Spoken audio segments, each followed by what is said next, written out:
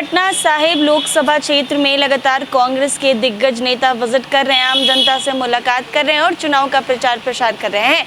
आज सलमान खुर्शीद भी पटना साहिब लोकसभा क्षेत्र पहुंचे हैं। तेजस्वी यादव जिस अंदाज में जो गाना गाकर इस बार भाजपा को सुना रहे हैं, उसी अंदाज में ये भी सुनाते हुए नजर आए हैं। जी हां, पटना साहिब से इंडिया गठबंधन के प्रत्याशी अंशुल अभिजीत इस बार भाजपा को सीधा टक्कर देंगे। वहीं कल देर अंशुल अभिजीत की मां पूर्व लोकसभा स्पीकर मीरा कुमारी भी पटना साहिब पहुंची और आज कांग्रेस के दिग्गज नेता पूर्व केंद्रीय मंत्री सलमान खुर्शीद पटना साहिब पहुंचे हैं, जहां उन्होंने मितन घाट स्थित खानकाह बरगाह के तकिया शरीफ मजार और तख्त श्री हरिमंदिर का दौरा किया है। वहीं गुरु के घर में गुरु गोविंद सिंह महाराज के चरणों में अपना माथा टेका है और देश में अमन चैन की दुआएं मांगी है। इस मौके पर गुरुद्वारा प्रबंधन कमेटी की ओर से उन्हें उपहार स्वरूप सरोपा सौंपा गया है। वहीं इस मौके पर कांग्रेस के नेता प्रवीण कुशवाहा समेत कई कांग्रेस नेता मौजूद रहे। क्या कुछ कह रहे हैं सलमान खुर्शीद, वो जरा सुने आप लोग। देखिए, भारत की एक मिलीजुली सभ्यता है। सारे धर्म हमारे देश के एक ही सीख देते हैं, एक ही शिक्षा देते हैं कि हमको सबको मिलकर रहना है। ये संदेश हमारी पार्टी का भी है, हमारी राजनीतिक सभ्यता का भी है कि ये एक विशेष वर्ग का देश नहीं है।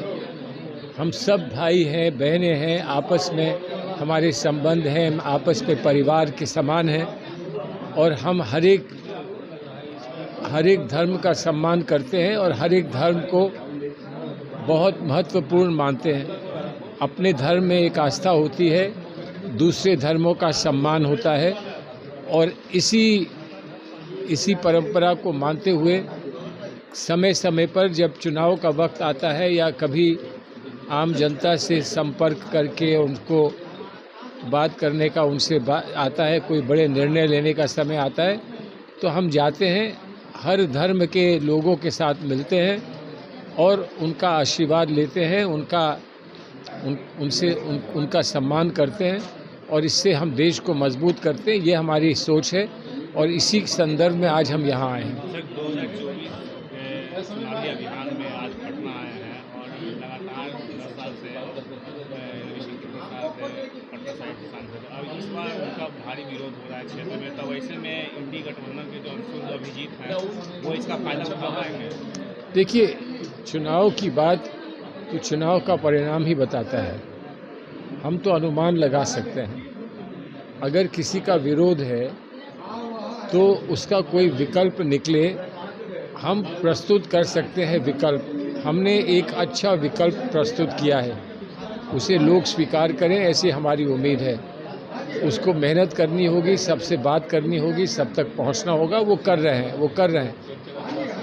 उसी संदर्भ में हम भी यहाँ आए हैं और हम भी ये कोशिश कर रहे हैं कि हम उनके संपर्क को बढ़ा सकें और उनकी बात को लोगों तक पहुँचा सकें और उनका मनोबल हम बढ़ाएं, ऐसा हमारा प्रयास है। अगर हम इसमें कामयाब होते हैं तो अपने को सौभाग्यशाली मानेंगे। लेकिन जो भी विपक्ष है वो यह कह रही है कि अंशुल अभिजीत जो है भारी प्रत्याशी है, तो वैसे में कौन भारी प्रत्याशी? अंशुल अभिजीत के बारे में यह धारणा फैलाई जा रही है विपक्ष के द्वारा, बीजेपी के द्वारा, कि वो भारी प्रत्याशी है। तो फिर चुनाव क्यों करा रहे हैं? भारी कुछ है, उनका घर पटना में है, उनके माता पिता पटना में बड़े हैं और रहे हैं और जब घर पटना में है तो बारी कहाँ के हो गए? कौन बारी है, कौन यहाँ का है, ये यहाँ के लोग जानते हैं कि विपक्ष के लोग जानते हैं? सब लोग जानते हैं कौन भारी है, कौन घर का है, कौन अपना है, कौन पराया है।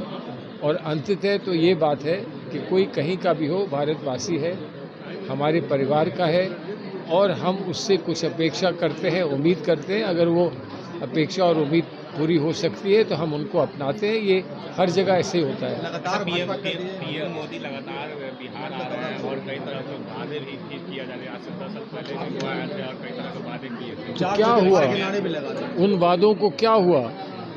जो वायदे उन्होंने आकर किए थे उनका क्या हुआ?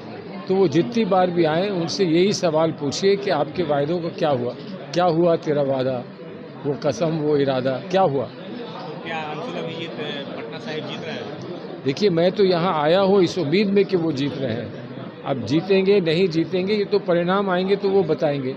हमें तो खूब दमखम से चुनाव लड़ना है, इस विश्वास से लड़ना है कि हम इस चुनाव को जीतेंगे और हर काम वो करना है जिससे कि हम चुनाव की जीत के और करीब पहुंच जाएं। क्या होगी कांग्रेस की मैनिफेस्टो इस बार किस तरह का? हमारे मैनिफेस्टो को तो मोदी जी ने बिल्कुल नकार दिया है, लेकिन मैनिफेस्टो मैं ये मानता हूँ कि वो मैनिफेस्टो 20 साल 30 साल में कभी ऐसा मैनिफेस्टो किसी पार्टी ने नहीं बनाया, ना कांग्रेस ने बनाया, ना किसी पार्टी ने बनाया। बड़ा दूरदर्शी मैनिफेस्टो है।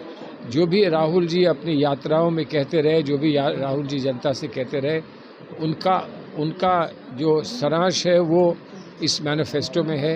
सीधे सीधे मैनिफेस्टो संपर्क कर रहा है नौजवान से, किसान से, महिलाओं से, बच्चों से, बेरोजगारों से सीधे संपर्क कर रहा है कि आपके साथ अन्याय हुआ है, इस अन्याय को आप समाप्त करना है, आपको न्याय देना है।